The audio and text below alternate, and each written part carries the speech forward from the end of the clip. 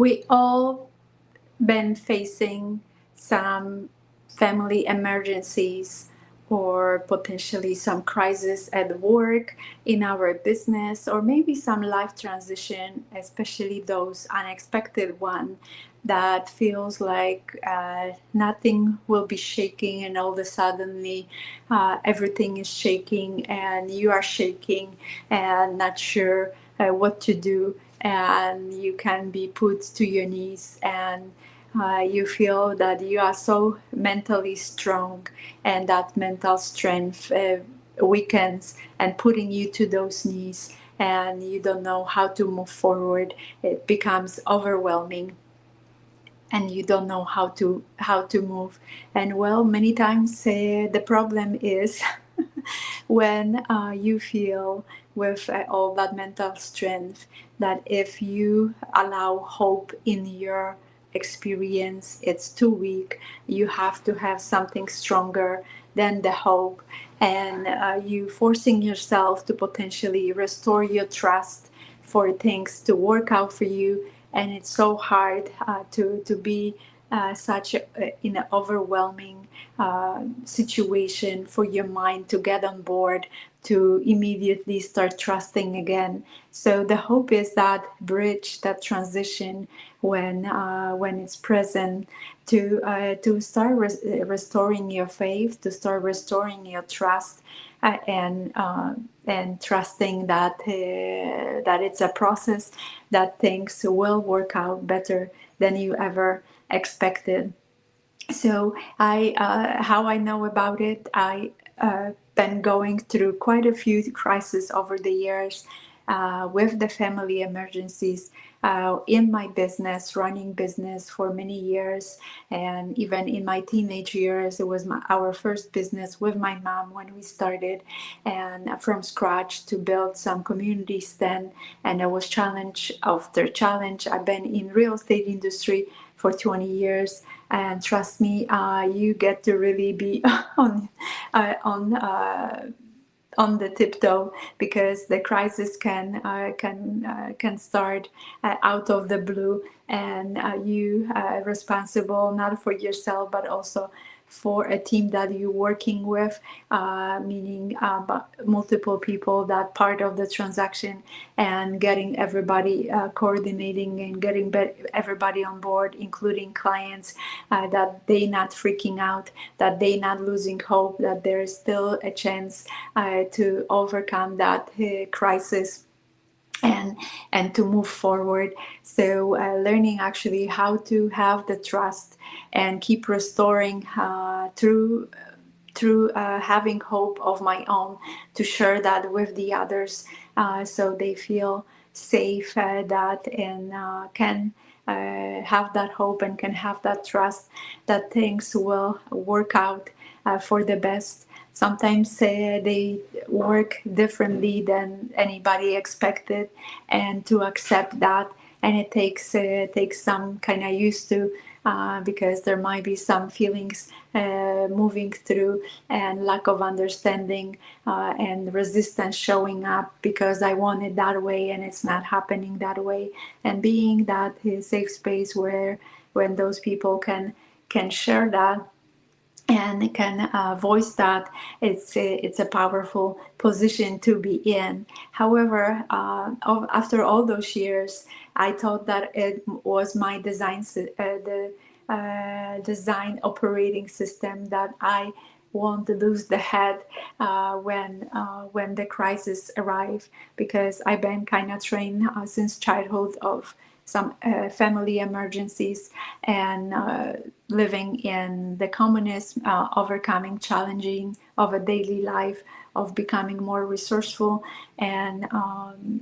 all that kind of shaped me to be able to do to serve those clients to the best of my abilities, as well as in guiding consulting. I also was creating that space when my clients were surprised how much when my heart was open and when they felt safe, how much they willing to share, how much more clarity they were gaining. Even their voices were transforming. I had some situations that my clients were in such a distress that they were losing their voice, like they really couldn't speak. They had a hard time, and I could feel that struggle through that struggling voice. And with some conversations, with creating the presence, that voice was transforming for them and become lighter, become more joyful. I feel blessed that my presence and my willingness to go much deeper than just personal development, but to create deeper transformation, inner transformation, mental, emotional, physical, and spiritual, to be of service to others in that capacity, in creating that presence and space where they give themselves permission to move forward, to see the light at the end of the tunnel, to feel that peace, to feel that it's possible, to have the hope, and that can transform to trust and faith that they can actually move forward and can make a difference for themselves, but also start making a difference for others and build their legacy and live their legacy on a daily basis, not just hoping for the better day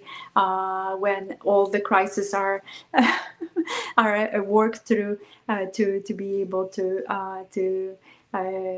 build the legacy, because well, that's your legacy when you are willing and have courage to overcome the challenges. They're not there to destroy you, they are here to strengthen you, to create the endurance, to create the resilience, where some new things are becoming on horizon, showing up. You know what to do. Maybe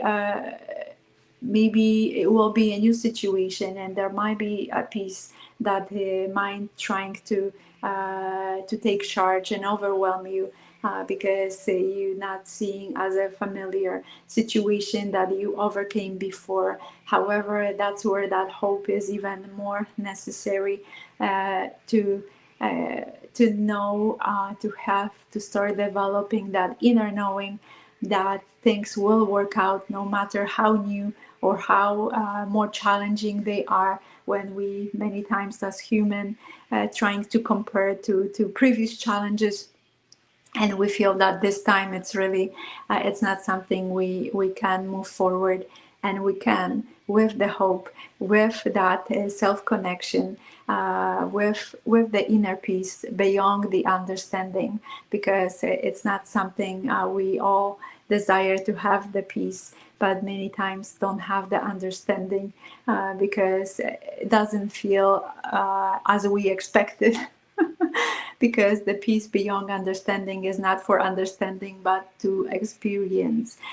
to really have that calming presence and grounded presence, where we have a hope, where we trusting that we not the experience, we not a condition, we are experience that to remember who we are,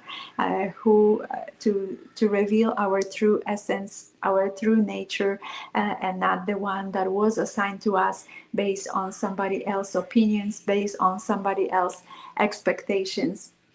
So this is that power, and it's like in the title, moving from this crisis to that clarity, and why the hope is so powerful leadership tool. And yes, we many times thinking, okay, we are leader when we have to lead somebody, when we have the followers. Well, first of all, we leaders for ourselves, and are we taking a personal responsibility, and stop attempting to control the circumstances, and start putting more focus on self-control in a more peaceful, hopeful, loving way, with grace to ourselves, so we can make a difference for ourselves. Then we really can make a difference through difference for others and create that legacy and live that legacy on a daily basis, and not just hoping that somebody will remember us, that we did something good in this world. So that's kind of the difference between attempting to be a leader and really grounding yourself and with self connections, when that presence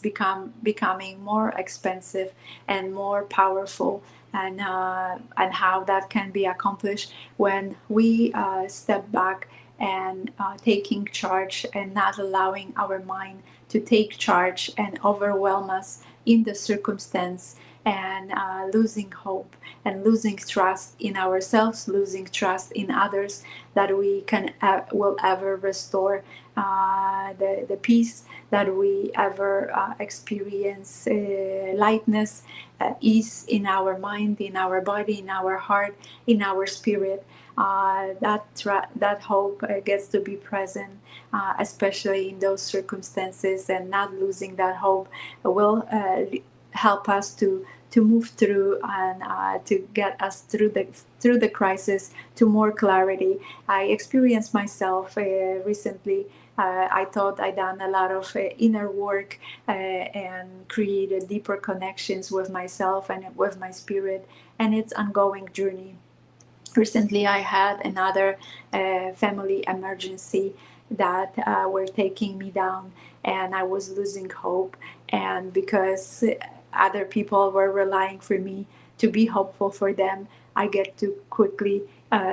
realize that I get to restore my hope, that I get to catch the breath, and I get to step back and start blaming others, but taking personal responsibility and create that peaceful, grounded presence for my family members, so they also uh, feel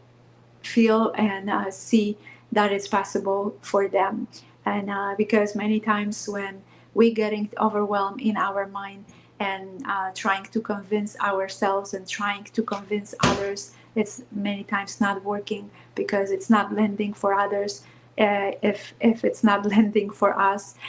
because we're closing ourselves and not receiving the message that we actually attempting to bring to ourselves and also to share with the others. However, with that presence, with that groundness,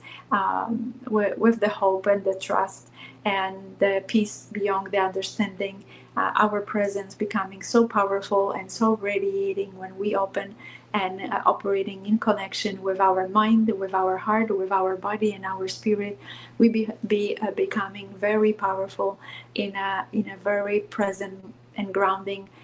presence, and not the forceful, manipulative, or controlling way, when we losing our hope and losing our cool, because like nobody listens to us, nobody wants to do what we want them to do. And it comes to your boardroom, it comes to family interactions, when you're just running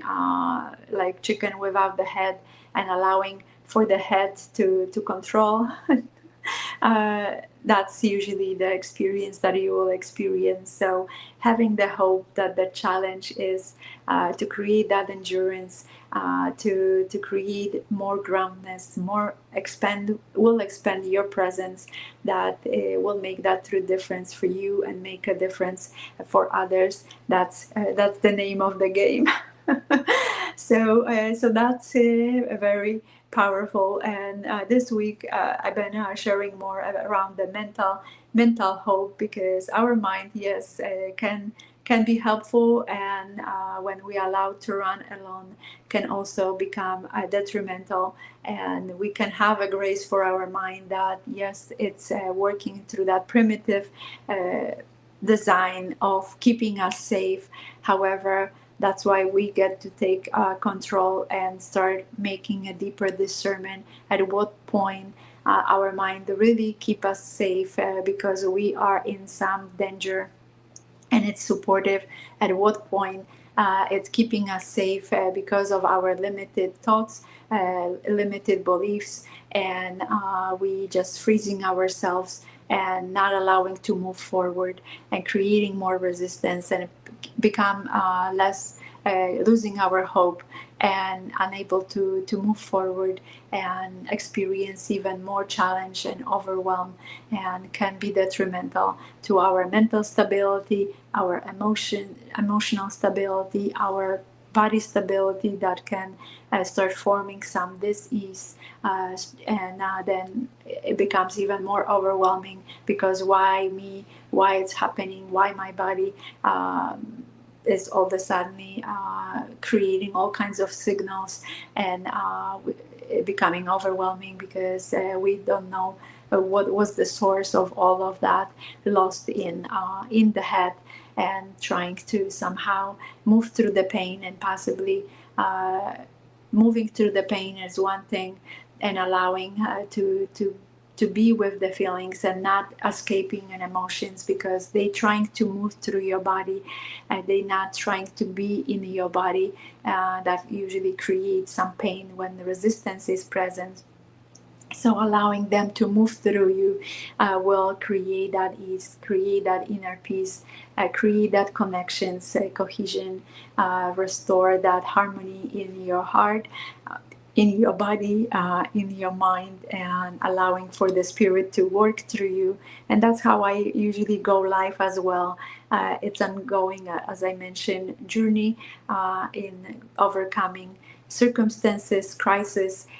to for the endurance and having that deeper knowing, not just mental understanding that things will work out, even in some moments when the hope is kind of being questioned. Keep restoring that hope and building that trust and tuning more to that inner connection and inner peace, that there is a possibility to gain clarity. And even last Sunday, I had much deeper clarity when I was keep practicing redirecting myself to that inner connection, operating from my inner home, and not allowing all the crisis to steal all that from me. And that presence in a beautiful surrounding in the big pine trees and other trees,